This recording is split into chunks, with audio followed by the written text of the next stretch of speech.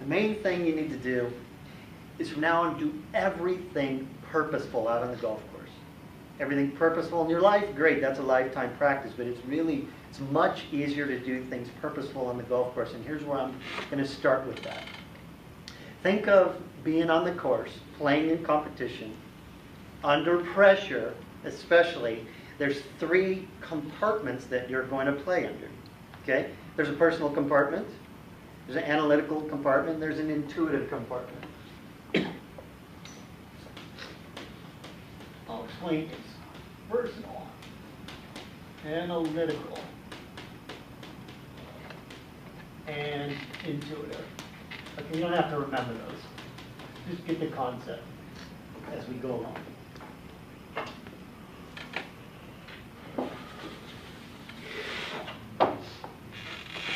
What does that mean?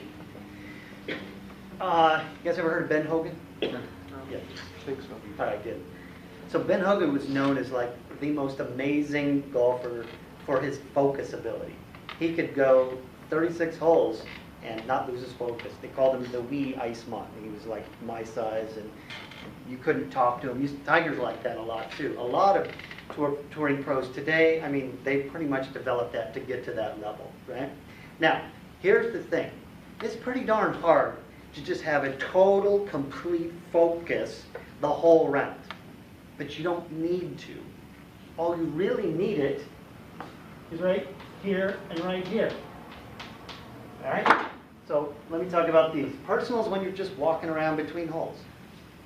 I like to use a lot of old-time golfers examples because that's my age.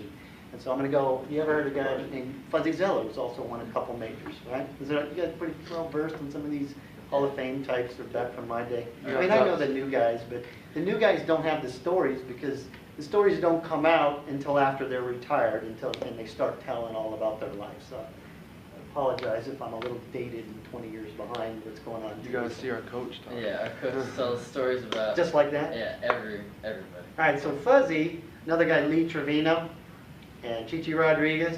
So I don't know if you ever watched them or heard about them, but they walk around on the course yucking and joking and laughing and just messing with each other in the midst of the highest competition.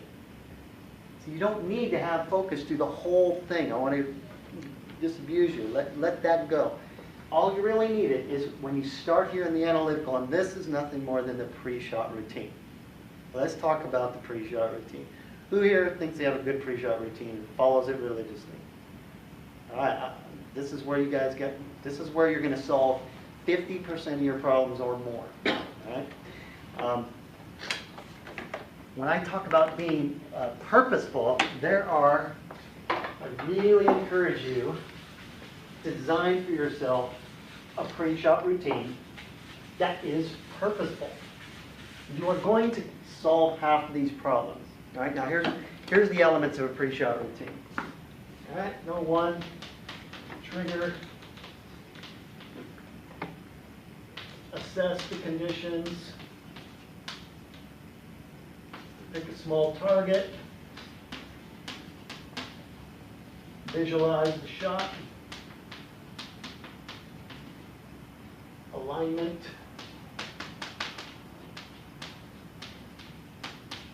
and a swing key.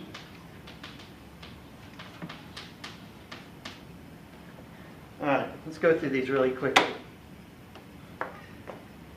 Yeah? Are those like specific order? We can't... They can be mixed up a little bit, and I just want, you'll see, they generally fall in sort of when you understand what the purpose are, but you can mix them up if that works for you, and you can make it work for you that way. But trigger, this is where you're going to switch from that personal joking around or whatever it is, you know, where you're not really thinking about concentrating, totally focusing on the next shot. Now, it's okay if you want to do that, don't get me wrong, but I would much rather you put every ounce of focus and concentration energy in that 3 minutes that you have to do your pre-shot routine and actually swing. Instead of try to save it all and try to use it all throughout the whole round. Now you're diluted, and during that pre-shot routine and the swing, it's not near as good as it would be otherwise. Does that make sense? All right.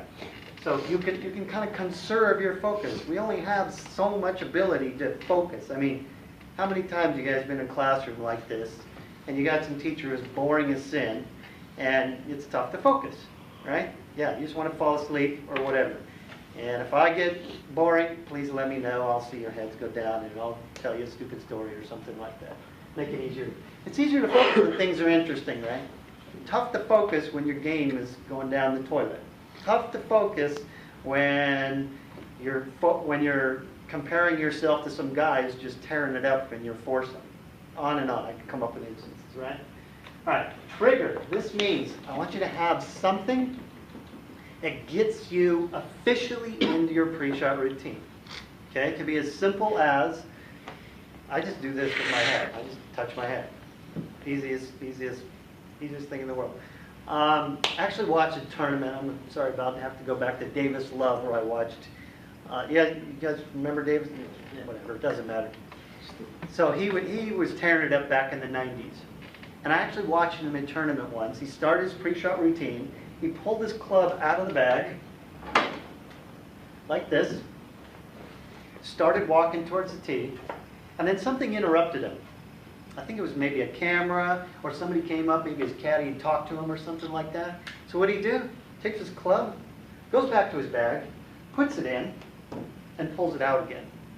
The same club. He didn't go get another club. Because that is a signal of I am doing my pre-shot routine and I'm going into this analytical phase.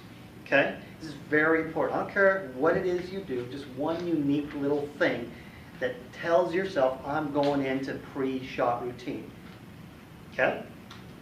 And assess is where now you're in your pre-shot routine. It's part of your routine.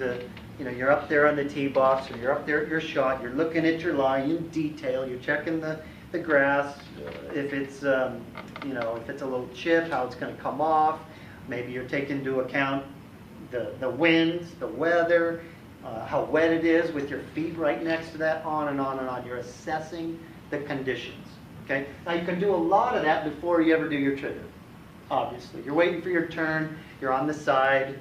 Make that trigger a unique thing you won't do for any other reason. If you have a habit of doing this, walking down the street, don't make this your pre-shot routine trigger. Make sense? It could be something stupid. I just touch my cap. I just go like that every single time. Okay? And this is where you assess the conditions. The detail conditions around your ball. Because you can do some of the conditions before you actually start your pre-shot routine. You're waiting for the other guys. Of course, you can check out the wind. Of course, you can, estimate how the ball is going to kick off the landing area that you've chosen. You can do all that before, but this is where you're going to look at the close, right next to your ball, where you're really getting into it, right? Especially in the tee box, because you can't go in the tee box until it's your turn, right? Okay. We up to speed? The next one, this is very, very important. Pick small targets. Very, very small targets. Here's what most golfers do. They get up there, and they're looking down. Yeah, I need to hit that fairway. Yeah, okay, good. Hit the fairway. No. Pick a spot on the fairway. Or pick a tree leaf that's hanging over the fairway, or a 150 marker and 10 yards to the right of it, or something like that. Pick small targets. All right, small target. Yes, the unconscious mind needs small targets. Okay, this isn't just for golf. This is for everything in life. This means when you pick a goal, you want to be as specific as possible. Let me give you an example of bad goal setting. When I ask some of my clients who come to see me, I say, so what do you want? What are you here for? And they'll say, I want good grades. Well, what are good grades? A kid who's a C average, he'd think good grades are a B average. But if you're a B plus, that's good grades. Is I want 4.0, right? Everything is relative.